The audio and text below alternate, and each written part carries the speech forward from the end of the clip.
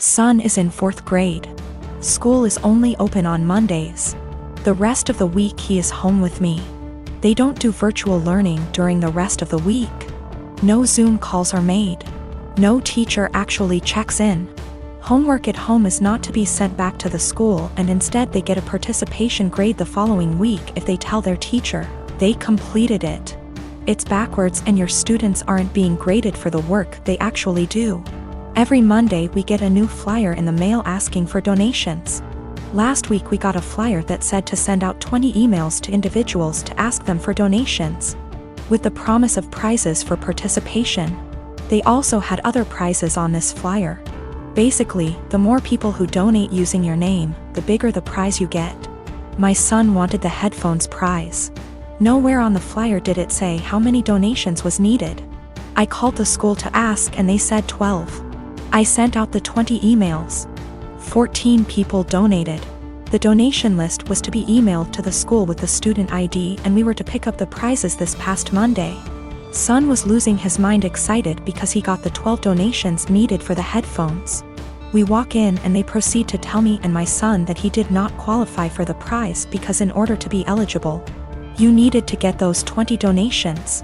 Apparently the prizes for donations started counting after you received the 20. They turned damn near every student away, not just my kid.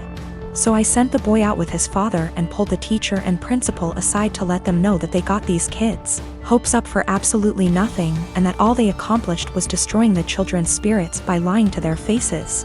I then told them that I was told by the secretary that he only needed 12 donations for those headphones. They said, "Sorry you feel that way. This is just how things are right now due to COVID." So I responded with, "Oh, so lying to students and breaking their spirits is okay because of COVID? Failing to provide virtual learning for the rest of the week like other schools is okay because of COVID? Asking for donations when the kids are only here once a week must be okay, too, right?" I then walked out. Well, my son got the headphones in the mail today with a note from the superintendent that said, "I'm very sorry for the actions of the school system and the confusion formed around the donation drive. We are trying to work with the families, not turn them away. Please accept this as an apology." My son is over the moon.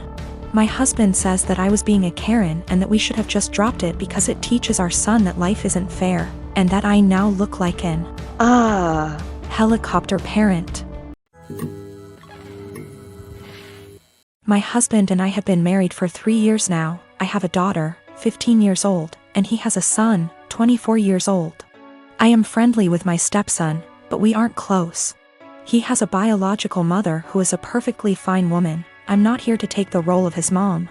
My late husband, my daughter's father, died when my daughter was 6. We both contributed to her college fund. My daughter's paternal grandparents have also contributed a large amount. Right now, the fund has about $180,000. My daughter is extremely bright, and I'm not just saying that because I'm her mom. I truly believe she has the capacity to go to an Ivy League school, and her teachers have said she has the potential as well. And I don't want costs to hold her back. Our income would be too high to get any meaningful financial aid. And while there are a few merit-based scholarships out there that she will be applying to, we don't want to put all our eggs in one basket and hope she gets it when it's so competitive. My current husband and I have separate finances. He doesn't contribute at all to my daughter's fund. My stepson is struggling with a heroin addiction and has stolen money, jewelry, hire loans, and electronics from us for drug money. I understand that addiction is a disease, and I personally paid for an outpatient detox for him, which cost $1,000, which failed. His father then paid for an outpatient rehab program, which cost $6,500, which also didn't work because he barely showed up. He promised us he'd do better next time and he needed another chance. So I split the cost of another $6,500 outpatient rehab program with my husband, which seemed to work during program, but he relapsed as soon as he got out of it. I have spent so much money, time, and energy, and it hasn't helped at all. My husband and my stepson want to try a 60-day inpatient rehab program, which will cost $30,000. I had absolutely no idea where they were supposed to get the money for that, considering the thousands and thousands of dollars that were already spent. And the fact that we no longer had anything of value in our house. They want to use my daughter's college fund, which to me is absolutely off limits. I feel like it's completely unfair to my daughter to punish her for my stepson's addiction. Unfair to my late husband and his parents, but frankly, I don't think spending $30,000 will work. My husband thinks I'm an asshole because I'm prioritizing my daughter's education over his son's life. And he believes medical needs come first. He then asked my daughter if she'd be willing to use $30,000 from her fund to pay for her stepbrother's rehab. And she got very quiet and did not answer. He then got very upset with her and said she was being selfish. My daughter later told me that she didn't want to give her stepbrother the money, but she felt so guilty. And I am furious at my husband for emotionally guilt-tripping my daughter like that. Me and Diamara, she is 12 years old, have had a rough summer. She's been more defiant than usual. I've been dating her mom Mara for 2 years now. 9 months ago, they moved in with me, Maple. Both Dio and Mara have an on-again / off-again relationship with Dio's dad, Dionysus. He's pretty much never paid child support, comes and goes as he pleases into Dio's life. Typical shitty-ass part-time dad. I've tried to fill the dad role in her life, while still understanding boundaries, taking things slow, etc. This summer Dionysus decides he wants to be a real dad and takes Dio in for a month. Good for him, not my business, and Mara agrees. When Dio came back home because school started, she was a lot different. Really mean to me, very dismissive. A few days ago she got caught shoplifting at the mall. Security took her in, then called Mara, who didn't answer, then called Dionysus, who didn't answer, and finally me. I answered.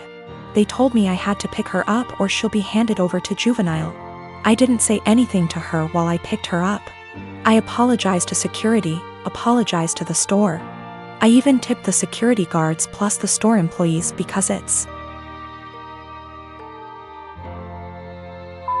up. They had to deal with that. I assured them Dio would be punished appropriately. I'm speaking to her in a strong, affirmative voice while we're in the car. Not yelling, but in a fatherly tone, I suppose.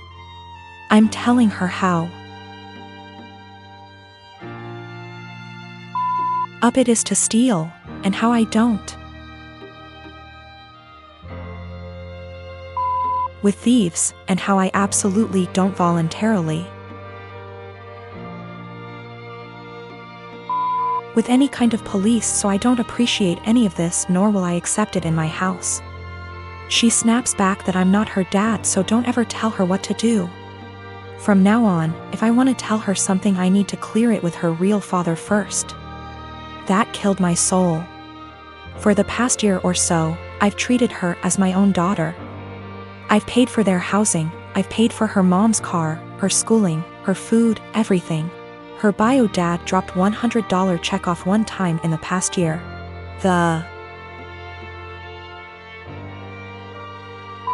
In check bounced, so I had to call him up and he brought cash over. I told Mara about all of this.